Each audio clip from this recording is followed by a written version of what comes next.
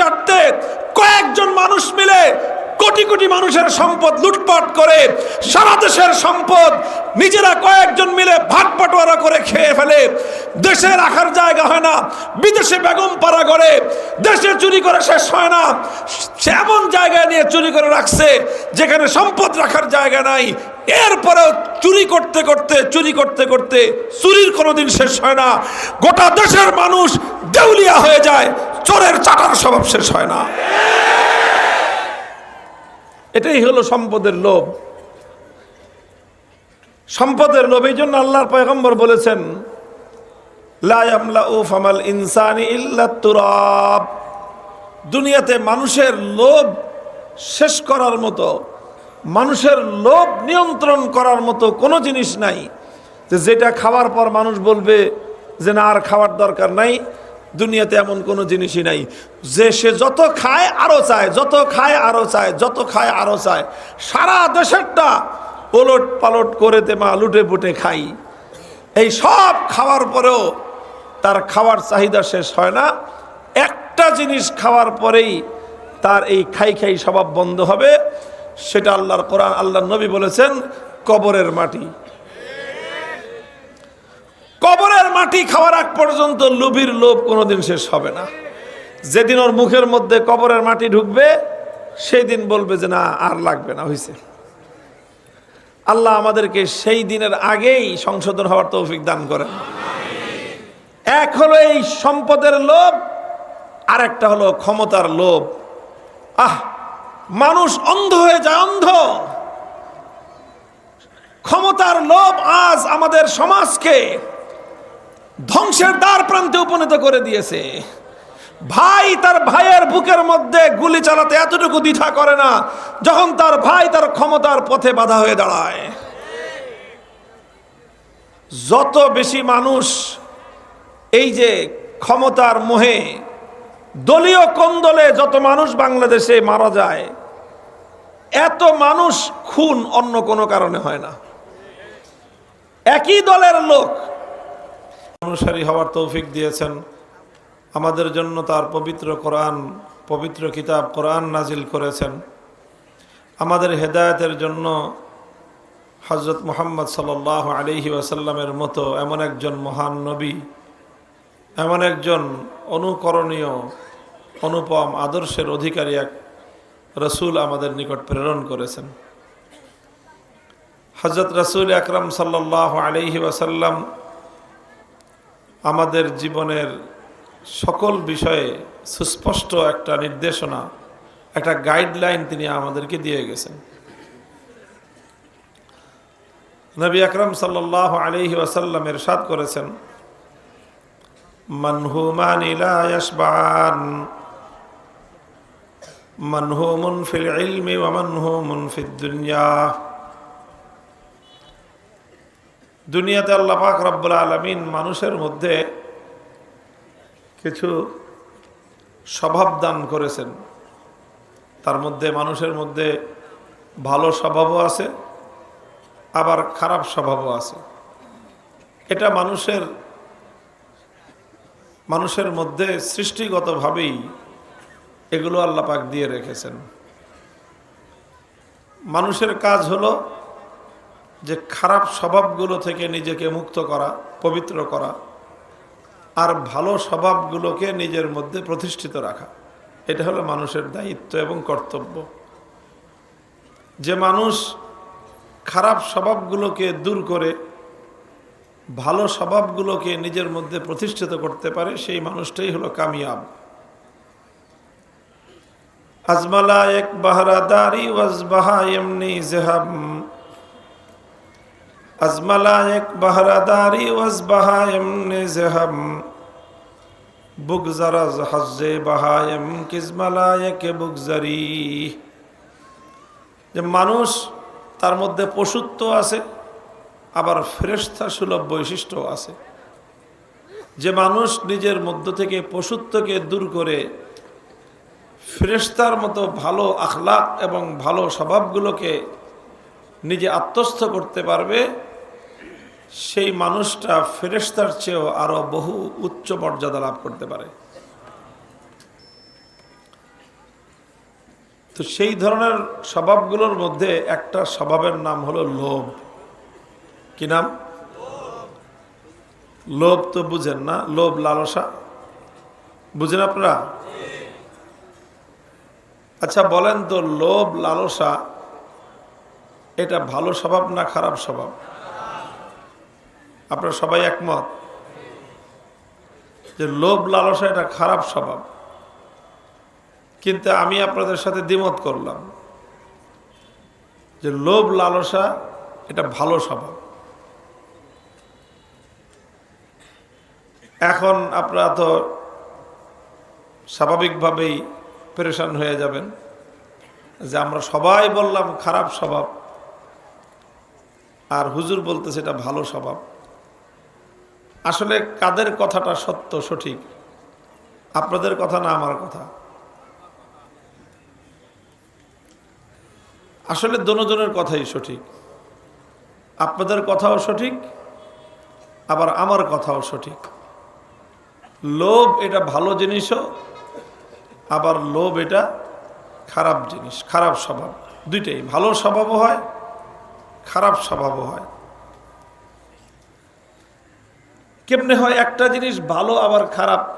ভালো এবং মন্দ দুইটা একসাথে হয় কিভাবে? সেটার ব্যাখ্যাই আল্লাহর নবী দিয়েছেন হাদিসের মধ্যে। রাসূল আকরাম সাল্লাল্লাহু আলাইহি ওয়াসাল্লাম ইরশাদ করেছেন, মানহুমান লা ইয়াশবান, দুইজন লোভী এমন আছে যে তাদের লোভ কখনো শেষ হয় না। কোনোদিন তাদের লোভ শেষ হয় না, তৃপ্তি হয় না। কোনোদিন তারা বলে না যে বাস আর লাগবে না, যা হয়েছে ভালো, শেষ, আর দরকার নেই, এই কথা তারা বলে না। এই দুই লোভী, কয় লোভী? দুই প্রকার লোভী। এক নম্বর লোভী হলো মানহুমুন ফিল ইলম। এক হলো যার অন্তরের মধ্যে আল্লাহ পাক রব্বুল আলামিন ইলমের লোভ দান করেন, ওয়াহির ইলম, আসমানি ওয়াহির ইলম। এই ইলমের একটা লোভ আছে। এই লোভ যাকে পেয়ে বসে একবার, সে শুধু আরো বেশি ইলম, আরো বেশি ইলম, আরো বেশি ইলমের পিছনে সে ছুটতে থাকে। শুধু আসলে ইলমই না, এই হাদিসে শুধু ইলমের কথা উল্লেখ করা হয়েছে। অন্য হাদিসের দ্বারা বোঝা যায় যে আখিরাতের প্রতি লোভ। কিসের প্রতি? আখিরাতের প্রতি কিছু মানুষের লোভ থাকে। এই লোভ এমন যে এটা শেষ হয় না কোনোদিন। এই লোভ কোনোদিন শেষ হয় না। লোভ যত সে আখিরাতের দিকে অগ্রসর হতে থাকে, যত নেকি কামাতে থাকে, নেকির ক্ষুধা আরো বেড়ে যায়। আরো নেকি করলে নেকির ক্ষুধা আরো বাড়ে। তার লালসা বাড়তেই থাকে, বাড়তেই থাকে। শুধু নেকির লালসা, জান্নাতের লালসা, আখিরাতের লোভ, এটা বাড়তে থাকে। এই লোভ, এটা হলো ভালো, এটা হলো কল্যাণ। আরেকটা লোভ হলো ওয়ামানহুমুন ফিদ দুনিয়া, আর একটা দুনিয়ার লালসা, দুনিয়ার লোভ। এটা হলো খারাপ জিনিস। দুনিয়ার লোভ আবার দুই রকম হয়। একটা হলো দুনিয়ার সম্পদের লোভ, আর একটা হলো দুনিয়ার ক্ষমতার লোভ। একটা হলো সম্পদের লোভ, আর একটা হলো ক্ষমতার লোভ। এই দুনিয়ার সম্পদ এবং ক্ষমতার লোভ, এটা খুব খারাপ জিনিস। দেখেন, দুনিয়ার সম্পদ খারাপ জিনিস না, দুনিয়ার ক্ষমতাও খারাপ জিনিস না। খারাপ হলো ক্ষমতার লোভ আর সম্পদের লোভ। আল্লাহ যদি কাউকে সম্পদ দান করেন, অনেক সম্পদ দিছেন, এটা ভালো জিনিস। এই জন্য কোরআনে কারীমের মধ্যে সম্পদকে শব্দ যেটা বলা হয়েছে সেটা হলো খায়র। ইন্নাহু লিহুব্বিল খায়রি লাশাদীদ, যে সম্পদ মানে হলো ভালো। তো সম্পদকে আল্লাহ পাক কোরআনে কারীমের মধ্যে খায়ের শব্দের দ্বারা ব্যাখ্যা করেছেন। ব্যক্ত করেছেন। খায়ের মানে তো আপনারা অনেকেই বুঝবেন, খায়ের মানে হলো কল্যাণ। তো সম্পদকে কিন্তু আল্লাহ পাক কোরআনে কারীমের মধ্যেও কল্যাণকর বলে চিহ্নিত করেছেন। সম্পদ কোনো খারাপ জিনিস না। খারাপ হলো সম্পদের, কি বললাম, সম্পদের লোভটা হলো খারাপ জিনিস। সম্পদের লোভ কেমন জিনিস জানেন? আমার মনে আছে, আমরা তো ঢাকার শহরে জন্ম নিয়েছি, ঢাকার শহরে বড় হয়েছি। তো ঢাকার শহরে তো আর বেশি দূর পর্যন্ত দেখা যায় না। বেশি দূর পর্যন্ত দেখতে হলে মাথা উপরের দিকে তাকাইতে হয়। কারণ চারিদিকে বিল্ডিং, ভবন, কত দূর পর্যন্ত দেখা যাবে? তো সোজা উপরের দিকে তাকাইলে আসমান দেখা যায়, আর নিচের দিকে বেশি দূর পর্যন্ত দেখা যায় না। আমরা যখন গ্রামের বাড়িতে যেতাম, খুলনা, বাগেরহাট, মোল্লাহাট আমার নানার বাড়ি, তোমার নানার বাড়ির পাশেই বিশাল বিল, মাঠ, ময়দান, ফসলের যে চড়া বলে, অনেক বড়, এত বড় যে মনে হয়তো শেষ মাথায় গিয়ে আসমানের সাথে মিলে গেছে। তো সন্ধ্যাবেলায় দেখতাম যে একেবারে সূর্যটা মনে হতো যে মাঠের ওই শেষ মাথায় সূর্য নামতেছে। তো মাঝে মাঝে মনে হতো যে সূর্যটাকে ধরি, ওই তো মাঠের শেষ মাথায় দেখা গেলে। এরকম অনেক বাচ্চাদের কাছে মনে হতে পারে। আচ্ছা বলেন তো, কত দূর পর্যন্ত গেলে আসমানটা জমিনের সাথে মিশে গেছে বলে আকাশ হাত দিয়ে ধরা যাবে? কত দূর গেলে বলেন? মানুষ তার চোখের দৃষ্টির শেষ সীমায় দেখে যে আসমান মাটির সাথে মিশে গেছে। তো এই যে আসমান যে মাটির সাথে মিশে গেছে চোখ দিয়ে দেখা যায়, এখন যদি কেউ চোখ দিয়ে দেখে আসমান ধরতে যায়, তো সে কতক্ষণ পথ চললে আসমান ধরতে পারবে বলেন? সারা জীবন যদি সে হাঁটতে থাকে, দৌড়াইতে থাকে, কোনোদিন কি এমন কোনো জায়গায় সে যে পৌঁছতে পারবে যেখানে আকাশ জমিনের সাথে মিশে গেছে? সে যত দূর যাবে আসমান তার থেকে তত দূরেই থাকবে। চলতে চলতে ক্লান্ত হয়ে যাবে, দৌড়াতে দৌড়াইতে সে অবশ হয়ে যাবে, সে ক্ষান্ত হয়ে, ত্যক্ত হয়ে, বিরক্ত হয়ে, ক্লান্ত শ্রান্ত হয়ে জমিনের মধ্যে বসে পড়বে, কিন্তু কোনোদিন তার হাত দিয়ে সে আসমান স্পর্শ করতে পারবে না। লোভটাও এরকম জিনিস। লোভ যেই মানুষকে পেয়ে বসে, সে মনে করতে থাকে যে এই তো আরেকটু, আর এই মোটামুটি আর একটা বাড়ি হইলেই চলে, ওই বাড়িটা হইলে আর দুইটা গাড়ি হইলেই চলে, ওই দুইটা গাড়ি হইলে আর দুইটা জমি হইলেই চলে। এইভাবে সবসময় তার দৃষ্টির শেষ সীমা পর্যন্ত মনে হয় যে ওটাই হলো আমার সীমান্ত। সে চলতে থাকে চলতে থাকে চলতে থাকে। হাদিসের মধ্যে আল্লাহ নবী বলেছেন, লাউ কানা লিবানি আদম ওয়াদিয়ান মিন যাহাবিন লাতালাবাল আখার। আল্লাহ যদি কোনো লোভী মানুষকে দুই মাঠ ভর্তি, দুইটা স্টেডিয়াম ভর্তি স্বর্ণ দিয়ে দেন, কোনো কেজি আর টন মনের মাপে না, মাঠ ভর্তি যদি স্বর্ণ দিয়ে দেন, লাতালাবাল আখার, সেই মানুষ বলবে না যে হইছে আর দরকার নাই, বরং তার কাছে মনে হবে যে আরেকটা মাঠ খালি পড়ে রয়েছে, আহারে এই মাঠটাও যদি সোনা দিয়ে ভরে যেত। কি মনে করেন ওই মাঠটা সোনা দিয়ে ভরে গেলে তার তৃপ্তি হয়ে যাবে? না, ওটা যদি স্বর্ণ দিয়ে ভরে যায় তো তার কাছে আর নতুন নতুন ডিমান্ড তার সৃষ্টি হবে, নতুন চাহিদা তার তৈরি হবে। এই চাহিদা তার বাড়তেই থাকবে, বাড়তেই থাকবে। যার যেই লোভীর দুনিয়াতে সম্পদ যত বেশি, সেই লোভীর দুনিয়াতে চাহিদা তার চেয়েও বেশি। বলেন, গরিবদের চাহিদা বেশি না সম্পদশালীদের চাহিদা বেশি? যে যত বড় লোক তার চাহিদা তত বেশি। তাহলে বোঝা গেল সম্পদ থাকলেই মানুষের চাহিদা শেষ হয় না। যদি সম্পদ থাকলে চাহিদা শেষ হতো, তাহলে গরিবের চেয়ে বড় লোকের চাহিদা কোনোদিন বেশি হতো না।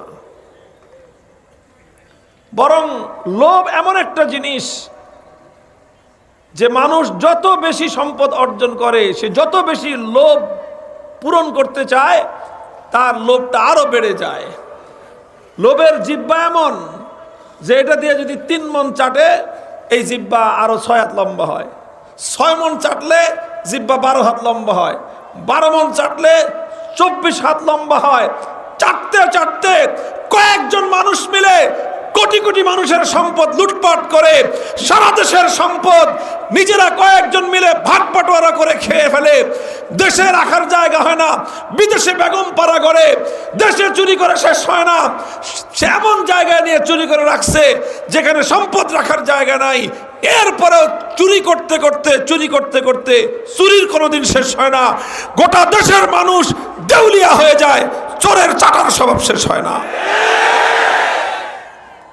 এটাই হলো সম্পদের লোভ। সম্পদের লোভ, এই জন্য আল্লাহর পয়গম্বর বলেছেন লা ইয়ামলাউ ফামাল ইনসানি ইল্লা তুরাব। দুনিয়াতে মানুষের লোভ শেষ করার মতো, মানুষের লোভ নিয়ন্ত্রণ করার মতো কোনো জিনিস নাই, যেটা খাওয়ার পর মানুষ বলবে যে না আর খাওয়ার দরকার নাই। দুনিয়াতে এমন কোনো জিনিসই নাই যে সে যত খায় আরো চায়, যত খায় আরো চায়, যত খায় আরো চায়। সারা দেশেরটা ওলট পালট করে মা লুটে পুটে খাই। এই সব খাওয়ার পরেও তার খাওয়ার চাহিদা শেষ হয় না। একটা জিনিস খাওয়ার পরেই তার এই খাই খাই স্বভাব বন্ধ হবে, সেটা আল্লাহর কোরআন, আল্লাহর নবী বলেছেন কবরের মাটি। কবরের মাটি খাওয়ার আগ পর্যন্ত লোভীর লোভ কোনোদিন শেষ হবে না। যেদিন ওর মুখের মধ্যে কবরের মাটি ঢুকবে সেই দিন বলবে যে না আর লাগবে না, হয়েছে। আল্লাহ আমাদেরকে সেই দিনের আগেই সংশোধন হওয়ার তৌফিক দান করেন। এক হলো এই সম্পদের লোভ, আর একটা হলো ক্ষমতার লোভ। মানুষ অন্ধ হয়ে যায়, অন্ধ। ক্ষমতার লোভ